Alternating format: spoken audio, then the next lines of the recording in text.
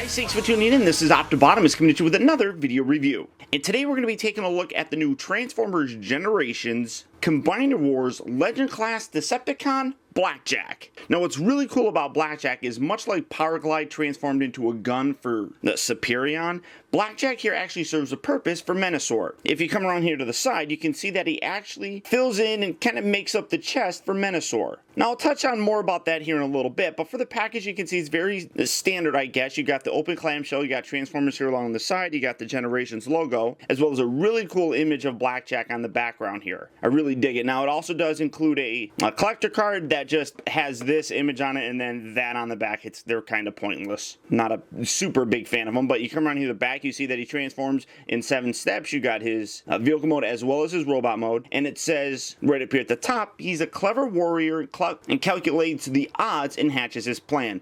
That's about it for his bio. You have it in Spanish, you have it in French, and that's about it. But what's really cool about this is, while Blackjack was a character in terms of toy form back in G1, what they basically did was they took Roller Car for the most part. I don't think this guy ever had a name, although I could call him Dusty, but this car here was used to form the chest of Menasor in the original G1 toy and all that stuff. And what they decided to do was take a character, that being Blackjack, which was just kind of a random toy. I don't think it was ever in the cartoon at all, but it was just a little tiny kind of legend-sized figure, and make him actually become this, which I think is a really cool way of kind of homaging that original Blackjack character as well as little Dusty right here. But for the packaging, that's about it. So without further ado, let's get this guy open and see how cool he actually is. Alright guys, so here we have Blackjack open up and out of its packaging, and he really does have a very Blackjack look to him. I think they did a great job of recreating that original G1 toy.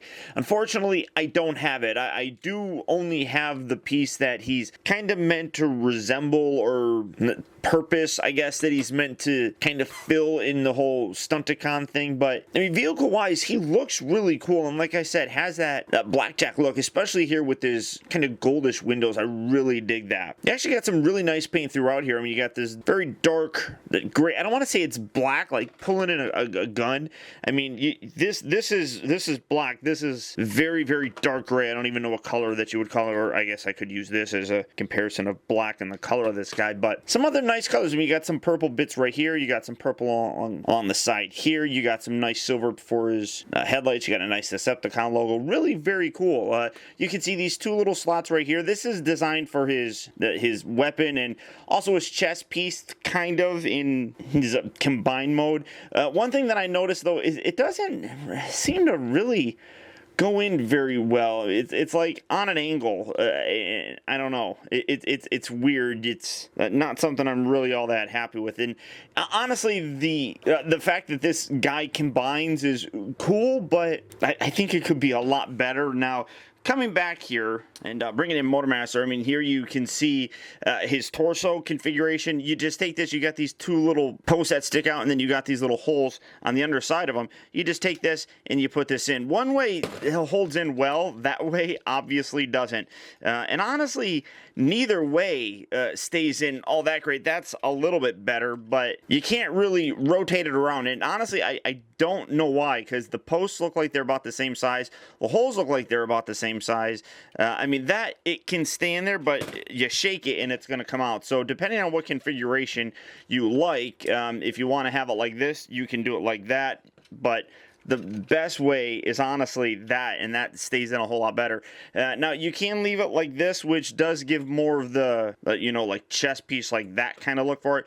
And then you can take this and you can put this right in there. It's, again, I don't like the way that this tabs in here. It's almost like they're not the proper size or something.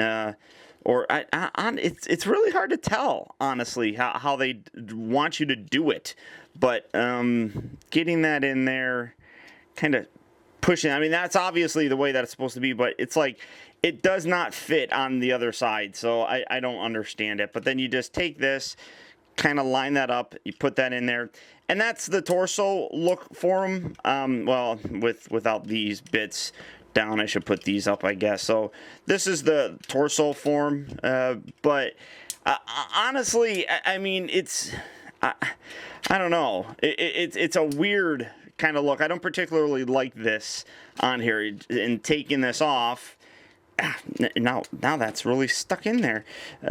Putting that back in there, I mean, that looks good, but again, you can take this and you can close that, and that looks pretty good as well. I think that looks okay, and kind of gives a little bit more, honestly, of this kind of look. I mean, you got these little sections right here, kind of have that there. Really all you need would be like little red bits right here, and I honestly think that looks a little bit better than taking this and putting that in there. It's just, I guess it's a personal preference. I think they did a nice job of homaging the original G1 toy and having this connect, or having a smaller vehicle connect to his chest. I kind of dig that, but I don't think it looks all that great. I mean, you don't have to leave it in there, obviously, and you don't have to get this. But for my money, I'm probably liking this a little bit more, and just kind of hoping that repro labels or something will come and put some like little red stickers right here. I think that would look pretty cool. But getting these guys out of the way now, taking a look at this. First transformation, it is very simple. You're just going to pull these arms out just like that, kind of loosen that up. Pull this whole section up. You're going to rotate this around these little bits here, swivel that out. You're going to bring this down like so. Here, get this all the way over, angle that over, keep that on the back, fold this section down like that, pull out his legs, take his arms, rotate that around, and there you have Blackjack. And again, really cool looking, and it's weird because when I first got him, I thought that looking at these legs, the way that like you got the thigh here and then this whole thing, I thought he was gonna be kind of tough to stand, but he stands actually very well. So I'm very happy to see that. But coming in, I mean, you can see a really nice look to this figure. And again, really does a nice job of capturing that original look. I really like the blue here on the visor. You got the gold first mouth plate. You can see more of that purple color coming through. That's just part of the molding itself. But I really very impressive. You can take this, hold that in his hand like that, kind of angle that, kind of get a cool look for him, I guess. That's about as cool as I'm going to get him. Maybe not cover up his face or something. You want to see his face, right, I guess? And all in all, I am fairly pleased with the guy. It's just, I think that as a Stunticon, yeah, you can throw him in there, but I'm not a big fan of how he forms the chest. I think it's a great way and an outstanding homage to that original, both in terms of the character here as well as the function of him. I think he looks better with Motormaster. I mean, I think looks better without this guy on there. Now, for his articulation, you can see the head looks left, looks right. You got a nice range of motion there. The shoulders here are on ball joints, so you can rotate them, but it's also on this swivel joint right here. That's as part of the transformation. That kind of gets things a little bit complicated, and then his tires actually get in the way just a little bit, and you can see he does have a bit of back heaviness. That throws it off a little. Again, part of it is the fact that my table here is rounded, so keep that in mind, but you can kind of see that the center of gravity is a little bit off balanced, it seems. You got his heels going right down the middle as opposed to being more pushed off here in the back to really give him a good balance. So it's not 100% perfect. It works fine, but you do have to kind of use some caution when you're doing it. So you do have the ball joints up there. You have an elbow joint that moves forward and back. It also does swivel side to side, which is really nice. Nothing here at the waist, unfortunately. It's a Legend class figure, but you got ball joints here for the hips. They bend here on ball joints at the knee, so you can rotate them there. You can swivel them, whatever you want to do. And then obviously nothing for the feet. But for a Legend class figure, I'm really very happy with it. I think that they do a great job of using a lot of those kind of mini-con figures or mini bots and using this scale form. I think it works just wonderfully. Then first transformation back, you're going to just take this, swivel this all the way out, bring this out and around, then you just tuck his head down in through there, just like that. Then bring these around, tuck that in like that, swivel the lower part of the arm so it's got the purple bit on the outside like that. Do that there, do that there, get that straightened up, bring the legs together, kind of give those a nice little squeeze. Then you bring this whole section back, bring this down, and then you just kind of line everything up. tab everything together, and there you have him back in his vehicle mode. And again, really fun.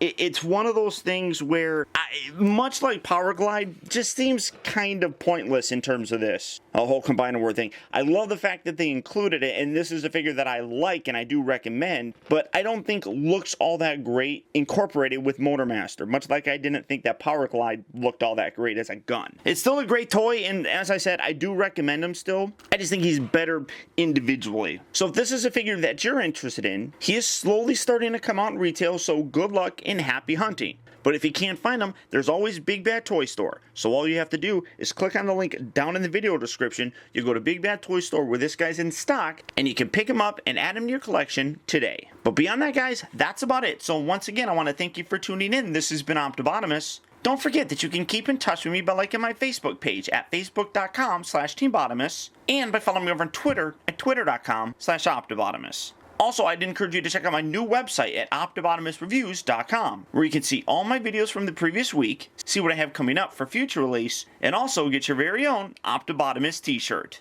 And finally, I'd also really appreciate it, guys, that if you like this review, don't forget to please like, comment, and subscribe. And until next time, I'll talk to you later.